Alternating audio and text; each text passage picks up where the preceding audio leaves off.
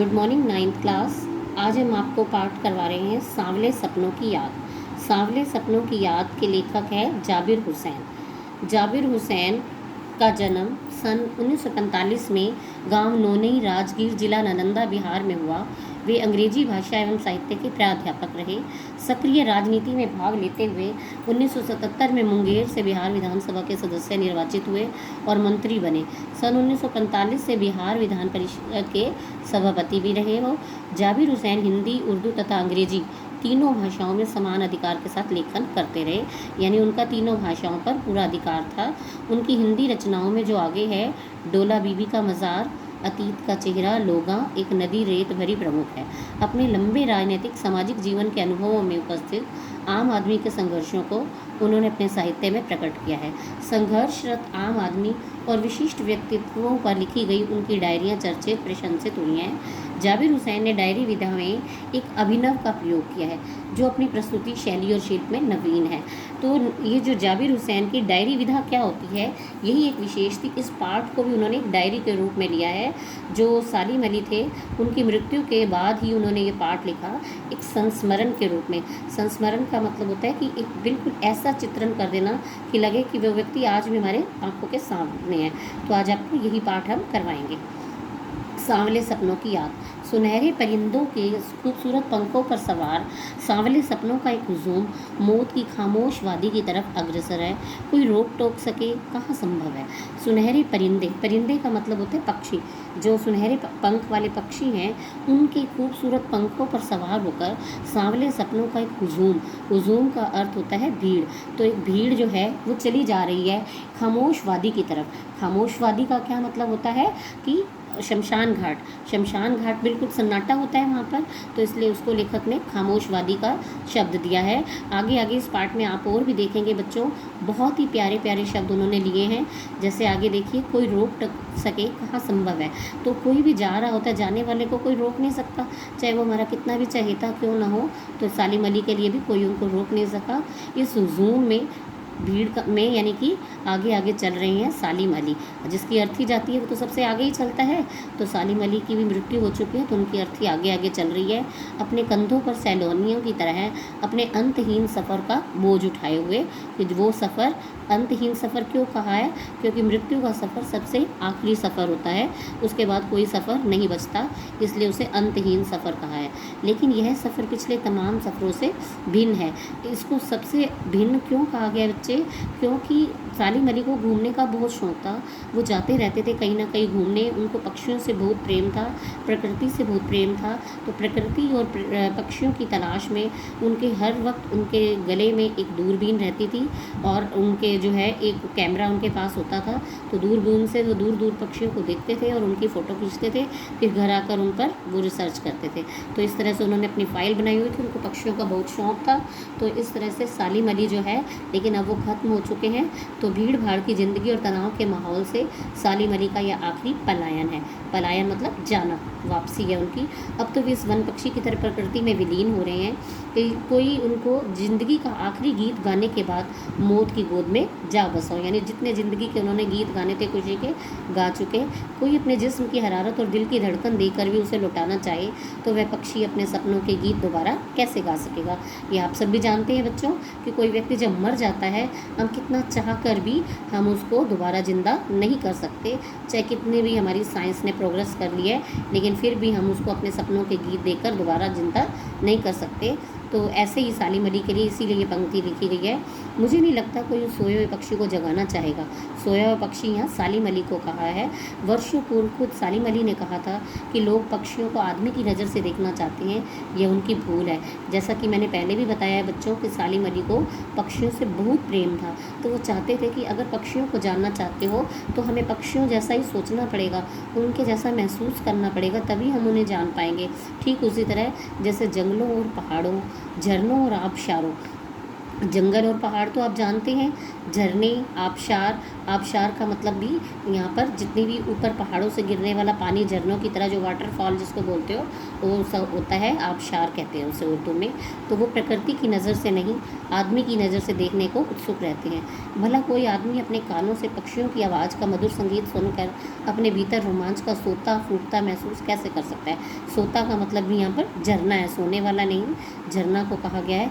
एहसास की एक ऐसी ही उबड़ खाबड़ ज़मीन पर जन्मे मिथक का नाम है सालिम अली। पता नहीं इतिहास में कब कृष्ण ने वृंदावन में रासलीला रची थी और शोक गोपियों को अपनी शरारतों का निशाना बनाया था। कब माखन भरे भांडे फोड़े थे और दूध छाली से अपने मुंह भरे थे। कब वाटिका में छोटे छोटे किंतु घने पेड़ों की छाँव में विश्राम किया था। कब दिल की धड़कनों को एकदम से तेज करने वाले अंदाज में बंसी बजाई थी। और पता नहीं कब वृंदावन को पूरी दुनिया संगीतमय हो गई थी। अब यहाँ पर ये देखिए कि वृंदावन का उदाहरण दिया गया है कि कृष्ण भगवान जो थे, आपने आज तो नहीं देखा उनको कृष्ण भगवान को, लेकिन वर्षों पहले कृष्ण भगवान ने वृंदावन में बंसी बजाते थे। वो यमुना किनारे बैठते थे, गोपियाँ अपने घरों से उनकी वृंदावन में जो मधुर बंसी की आवाज़ सुनकर भागती हुई आ जाती थी। ये सब कुछ हमने किताबों में पढ़ा है, लेकिन हमने अपनी आंखों से नहीं देखा। लेकिन आज भी लाखों करोड़ों लोगों की भीड़ वृंदावन में जाती है, तो उन्हें वृंदावन की गलियों में वो कृष्ण की वही सब मधुर ध्वनि सुनाई देती है। वे उस सबको महसूस करते हैं कि जैसे अभी कृष्ण यहाँ पर बंसी बजा रहे हैं, अभी यहाँ गोपियाँ रासलीला करेंगी, अभी यहाँ पर ये सब कुछ होगा जो हमने उनके बारे में पढ़ा है। तो ऐसा हमारे साथ क्यों होता है? क्योंकि हम उन्हीं की तरह सोचते हैं, अपने आप को उस वक्त हम गोपी ही मानकर चलते हैं। तो हमें ऐसा एहसास होता है कि कृष्ण की मधुर आवाज़ सुनकर गोपियाँ कैसे भागी चली आती होंगी। पता नहीं कब ये सब सच हुआ था, लेकिन आज भी वृंदावन जाए तो नदी का सामना पानी उसे पूरे घटनाक्रम की याद दिला देगा। तो वृंदावन के वहाँ जो पानी है, उससे हमें लगता है वो सब कुछ यादें ताज़ा हो जाती हैं। हर सुबह सूर्य निकलने से पहले जब पतली गलियों से उत्साह भरी भीड़ नदी की ओर बढ़ती है, तो लगता है जैसे उस भीड़ को चीर कर अचानक कोई सामने आएगा और बंसी की आवाज़ पर सब किसी के कदम थम जाएंगे। हर शाम सूर्य ढलने से पहले जब वाटिका का माली सेनानियों को हिदायत देगा, तो लगता है जैसे बस कुछ ही क्षणों में वो वहीं से आ टपकेगा और संगीत का जादू वाटिका के भरे पूरे माहौल पर छा जाएगा। वृंदावन कभी कृष्ण की बांसुरी के जादू से खाली हुआ है क्या? नहीं हुआ ना। आज भी हमें वृंदावन में से ये सब कुछ यादें ताज़ा लगती हैं। तो वही बात वो समझाना चाहता है। मिथकों की दुनिया में, मिथक किससे कहा गया है? जो हर बात को काटने वाले आलोचक हैं। उनकी दुनिया में सवाल का जवाब तलाश करने से पहले एक नज़र कमज़ोर काया वाले उस व्यक्ति पर डालिए। कमज़ोर काया वाला किसे कहा गया है? सालिम अली को, कि वो पतले दुबले से सांवले रंग के थे, जिसे हम सालिम अली के नाम से जानते हैं। उम्र को शती तक पहुँचने में थोड़े ही दिन तो बचे थे। शती का मतलब क्या होता है बच्चों? 100 वर्ष। 100 वर्ष पूरे होने में कुछ ही दिन रह गए थे। संभव है लंबी यात्राओं की थकान ने उनके शरीर को कमज़ोर कर दिया हो और कैंसर जैसी जानलेवा बीमारी उनकी मौत का कारण बनी हो। ये पक्का नहीं है, इसे अंदाजे के तौर पर ही कहा गया है कि उनको कैंसर की जानलेवा बीमारी थी। लेकिन अंतिम समय तक मौत उनकी आंखों से वह रोशनी छीनने में सफल नहीं हुई जो पक्षियों की तलाश और उनकी हिफाजत के प्रति समर्पित थी। हिफाजत मतलब रक्षा। जो पक्षियों की रक्षा करना उनका स्वभाव था, वो अंतिम समय तक वो करते रहे। सालिम अली की आंखों पर चढ़ी दूरबीन उनकी मौत के बाद ही तो उतरी थी। यानी जब उनकी मृत्यु हुई तो उनके गले में से दूरबीन उतारी गई, यानी कि आखिरी समय तक वो पक्षियों को निहार रहे थे। उन जैसा बर्ड वाचर भी सालिम अली को कहा गया है। बर्ड वाचर का मतलब होता है जो पक्षियों को देखने वाला, पक्षियों को जानने वाला। शायद ही कोई हुआ हो उनके जैसा बर्ड वाचर, लेकिन एकांत क्षणों में सालिम अली बिना दूरबीन भी देखे गए हैं। दूर क्षिति तक फैली ज़मीन और झुके आसमान को छूने वाली उनकी नज़रों में कुछ वैसा ही जादू था जो प्रकृति को अपने घेरे में बांध लेता है। सालिम अली उन लोगों में से थे जो प्रकृति के प्रभाव में आने की बजाय प्रकृति को अपने प्रभाव में लाने के कायल होते हैं। उनके लिए प्रकृति में हर तरह की हंसती खेलती रहस्य भरी दुनिया पसरी हुई थी। यह दुनिया उनकी बड़ी मेहनत से अपने लिए ही गढ़ी थी उन्होंने। इसका मतलब यह है बच्चों कि सालिम अली जो थे वो बर्ड वाचर थे, पक्षियों के बहुत शौकीन थे। तो वो जो थे प्रकृति को अपने तरीके से ही देखते थे और प्रकृति को वैसा ही देखना चाहते थे। वो महसूस करते थे कि प्रकृति हंसती खेलती है, अगर हम हंसते हैं तो वो भी हंसती है।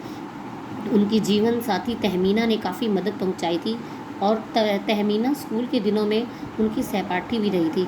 अपने लंबे रोमांचकारी जीवन में ढेर सारे अनुभवों के मालिक सालिम अली एक दिन केरल की साइलेंट वैली को रेगिस्तानी हवा के झोंकों से बचाने का अनुरोध लेकर चौधरी चरण सिंह, जो उस समय के प्रधानमंत्री थे, उनके पास ले गए। चौधरी साहब गांव की मिट्टी पर पड़ने वाली पानी की पहली बूंद का असर जानने वाले नेता थे। पर्यावरण के संभावित खतरों का जो चित्र सालिम अली ने उनके सामने रखा, उसने उनकी आंखें नम कर दी थी। आज सालिम अली नहीं है, चौधरी साहब भी नहीं है। अब चौधरी चरण सिंह जो थे वो उनसे इतने ज़्यादा प्रभावित हुए कि उन्होंने उनकी बात मान ली थी। तो कौन बचा है जो अब सोंधी माटी पर उगी फसलों के बीच एक नए भारत की नींव रखने का संकल्प लेगा? कौन बचा है जो अब हिमालय और लद्दाख की बर्फीली ज़मीनों पर जीने वाले पक्षियों की वकालत करेगा? सालिम अली ने ही प्रधानमंत्री से कहकर ये कहा था कि ये जो पक्षी खत्म होते जा रहे हैं इनके शिकार पर रोक लगाई जाए। सालिम अली ने ही अपनी आत्मकथा का नाम रखा था फॉल ऑफ ए स्पैरो। मुझे याद आ गया D.H. लॉरेंस की मौत के बाद। बच्चों, D.H. लॉरेंस भी सालिम अली की तरह प्रकृति प्रेमी थे और पक्षी प्रेमी थे। उन दोनों के शौक एक जैसे थे। लोगों ने उनकी पत्नी फ्रीडा लॉरेंस से अनुरोध किया कि वे अपने पति के बारे में कुछ लिखे। अब फ्रीडा चाहती तो ढेर सारी बातें लॉरेंस के बारे में लिख सकती थी, लेकिन उसने कहा, मेरे लिए लॉरेंस के बारे में कुछ लिखना असंभव सा है। मुझे महसूस होता है मेरी छत पर बैठने वाली गोरैया लॉरेंस के बारे में ढेर सारी बातें जानती है। उन्होंने ऐसा क्यों कहा? क्योंकि वो भी पक्षियों से प्रेम करते थे, D.H. लॉरेंस। तो इसलिए उन्होंने कहा कि मैं पत्नी हूँ, मुझे अपने पति के बारे में इतनी नहीं जानकारी जितनी गोरैया जानती होगी, मुझसे भी ज़्यादा जानती है। वो सचमुच इतना खुला खुला और सीधे सादा दिल आदमी था। मुमकिन है लॉरेंस मेरी रगों में, मेरी हड्डियों में समाया हो, लेकिन मेरे लिए कितना कठिन है उसके बारे में अपने अनुभवों को शब्दों का जामा पहचानना। जामा का मतलब होता है पहनावा, ड्रेस। मुझे यकीन है मेरी छत पर बैठी गुड़िया उसके बारे में और हम दोनों के ही बारे में मुझसे ज़्यादा जानकारी रखती है। जटिल प्राणियों के लिए सालिम अली हमेशा एक पहेली बने रहेंगे। बचपन के दिनों में उनकी एयर गन से घायल होकर गिरने वाली नीले कंठ की वह गुरैया सारी ज़िंदगी उनके खोज के नए नए रास्तों की तरफ ले जाती रही। ज़िंदगी की ऊंचाइयों में उनका विश्वास एक क्षण के लिए भी नहीं डिगा। वे लॉरेंस की तरह नैसर्गिक ज़िंदगी का प्रतिरूप बन गए थे। बचपन में ही क्या हुआ था कि उनकी एयर गन से एक जो चिड़िया थी वो घायल हो गई थी, नीले कंठ की गोरैया, वो उनके एयर गन से घायल हो गई थी। वहीं से उनकी ज़िंदगी में एक नया मोड़ ले लिया। ज़िंदगी की ऊंचाइयों में उनका विश्वास एक क्षण के लिए भी डिगा नहीं। वो लॉरेंस की तरह नैसर्गिक ज़िंदगी का प्रतिरूप बन गए, यानी लॉरेंस जैसे ही बन गए। सालिम अली प्रकृति की दुनिया में टापू बनने की बजाय अथाह सागर बनकर उभरे थे। इस पर अक्सर प्रश्न आता है कि प्रकृति एक टापू बनने की बजाय अथाह सागर बनने थे, यानी कि वो उनका जो सीमा थी वो बहुत ही अपार थी। जो लोग उनके भ्रमणशील स्वभाव, भ्रमणशील का मतलब घूमने वाले स्वभाव और उनकी यायावरी से परिचित थे, उन्हें महसूस होता है, यायावरी का मतलब ही यहाँ पर घुमक्कड़ के उनकापन जो था, बहुत ज़्यादा बाहर घूमना फिरना उनको अच्छा लगता था, यात्राएं करने वाला व्यक्ति उनको यायावरी वाला कहते हैं। उन्हें महसूस होता है कि वो आज भी पक्षियों के सुराग में ही निकले हैं और बस अभी अभी गली में लंबी दूरबीन लटकाए अपने खोजपूर्ण नतीजों के साथ लौट आएंगे। जब तक वो नहीं लौटती, क्या उन्हें गया हुआ मान लिया जाए? मेरी आंखें नम हैं। सालिम अली, तुम लौटोगे ना? लेखक को आज भी विश्वास था कि वो जरूर आएंगे। अब आपके ये प्रश्न उत्तर हैं। इन प्रश्न उत्तरों को आपने देखना है। जैसे किया है, किस घटना ने सालिम अली के जीवन की दिशा को बदल दिया, उन्होंने पक्षी प्रेमी बना दिया। तो आपने यहाँ पर बताना है उस घटना के बारे में कि बचपन में एक बार मामा की दी हुई एयर गन से सालिम अली ने एक गोरैया का शिकार किया। मामा से गोरैया के बारे में जानकारी मांगनी चाहिए तो मामा ने उन्हें बॉम्बे नेचुरल हिस्ट्री सोसाइटी जाने के लिए कहा। BNHS में इन्हें गोरैया की पूरी जानकारी मिली। उसी समय से सालिम अली के मन में पक्षियों के बारे में जानने की इतनी उत्सुकता जगी कि उन्होंने पक्षी विज्ञान को ही अपना कैरियर बना लिया। अगला प्रश्न है, सालिम अली ने पूर्व प्रधानमंत्री के सामने पर्यावरण से संबंधित किन संभावित खतरों का चित्र खींचा होगा जिससे उनकी आंखें नम हो गई थी? तो उसका उत्तर आपने देना है। एक दिन सालिम अली प्रधानमंत्री चौधरी चरण सिंह से मिले। उस समय केरल पर रेगिस्तानी हवा के झोंकों का खतरा मंडरा रहा था। वहाँ का पर्यावरण दूषित हो रहा था। प्रधानमंत्री चौधरी चरण सिंह को वातावरण की सुरक्षा का ध्यान था। पर्यावरण के दूषित होने के खतरे के बारे में सोचकर उनकी आंखें नम हो गई। लॉरेंस की पत्नी फ्रीडा ने ऐसा क्यों कहा होगा कि मेरी छत पर बैठने वाली गोरैया लॉरेंस के बारे में ढेर सारी बातें जानती है? तो लॉरेंस का व्यक्तित्व बिल्कुल साधारण तथा इतना खुला खुला सा था कि उनके बारे में किसी से कुछ छिपा ही नहीं था। इसीलिए फ्रीडा कहती है कि लॉरेंस के बारे में एक गोरैया भी ढेर सारी बातें बता सकती है। आगे आशय स्पष्ट कीजिए। पंक्ति दी हुई है आपके पास, वो लॉरेंस की तरह नैसर्गिक जिंदगी का प्रतिरूप बन गए थे। तो इसका अभिप्राय है लॉरेंस का जीवन बहुत सीधा साधा था, प्रकृति के प्रति उनके मन में जिज्ञासा थी। सालिम अली का व्यक्तित्व भी लॉरेंस की तरह ही सुलझा हुआ तथा सरल था। कोई अपने जिस्म की हरारत और दिल की धड़कन देकर भी उसे लौटाना चाहे तो विपक्षी अपने सपनों के गीत दोबारा कैसे गा सकेगा। तो यहाँ लेखक का आशय है कि मृत व्यक्ति को कोई जीवित नहीं कर सकता। हम चाहे कुछ भी कर लें पर उसमें कोई हरकत नहीं ला सकते। अगला है, सालिम अली प्रकृति की दुनिया में एक टापू बनने की बजाय अथाह सागर बनकर उभरे थे। तो टापू बंधन तथा सीमा का प्रतीक है और सागर की तो कोई सीमा नहीं होती। इसी प्रकार सालिम अली भी बंधन मुक्त होकर अपनी खोज करते थे और उनके खोज करने की कोई सीमा नहीं थी। प्रस्तुत पाठ सालिम अली की पर्यावरण के प्रति चिंता को भी व्यक्त करता है। पर्यावरण को बचाने के लिए आप कैसे योगदान दे सकते हैं, तो इसमें आप अपने भी पॉइंट्स लिख सकते हैं कि पर्यावरण को प्रदूषित होने से बचाने के लिए हम निम्न की तरह से योगदान दे सकते हैं। जैसे पहला है, वायु को शुद्ध रखने के लिए हमें पेड़ पौधे लगाने चाहिए। नंबर 2, हमें यह ध्यान रखना चाहिए कि हमारे आसपास का स्थान साफ सुथरा रहे, इसके लिए हमें कूड़ेदान का प्रयोग करना चाहिए। नंबर 3, जल को प्रदूषित नहीं होने देना चाहिए। नंबर 4, तेज़ आवाज़ को रोककर हम ध्वनि प्रदूषण होने से रोक सकते हैं। इस पाठ के आधार पर लेखक की भाषा शैली की 4 विशेषताएं बताइए। लेखक की भाषा शैली की विशेषताएं, इनकी शैली चित्रात्मक है। पाठ को पढ़ते हुए इनकी घटनाओं का चित्र उभर कर हमारे सामने आता है। लेखक ने भाषा में हिंदी के साथ साथ कहीं कहीं उर्दू, कहीं कहीं अंग्रेजी के शब्दों का प्रयोग भी किया है। इनकी भाषा अत्यंत सरल तथा सहज है।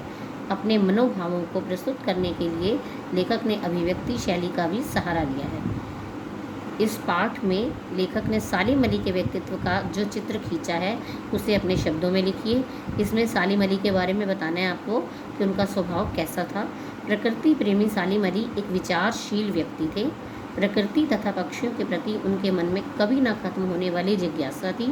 उनका जीवन काफ़ी रोमांचकारी था तथा उनका स्वभाव भ्रमणशील था। कभी भी वो किसी भी वक्त विपक्षियों के बारे में पता करने निकल जाते थे। सांवले सपनों की याद शीर्षक की सार्थकता पर टिप्पणी कीजिए। यह रचना लेखक जाबिर हुसैन द्वारा अपने मित्र सालिम अली की याद में लिखा गया संस्मरण है। पाठ को पढ़ते हुए इसका शीर्षक सांवले सपनों की याद अत्यंत सार्थक प्रतीत होता है। लेखक का मन अपने मित्र से बिछड़कर दुखी हो जाता है, अतः वे उनकी यादों को ही अपने जीने का सहारा बना लेते हैं। बच्चों, मैं आशा करती हूँ कि यह पाठ सांवले सपनों की याद जो लेखक जाबिर हुसैन द्वारा लिखा गया है आपको अवश्य समझ में आ गया होगा। अगर आपको कोई चीज़ नहीं समझ में आती तो आप मुझसे दोबारा पूछ सकते हैं।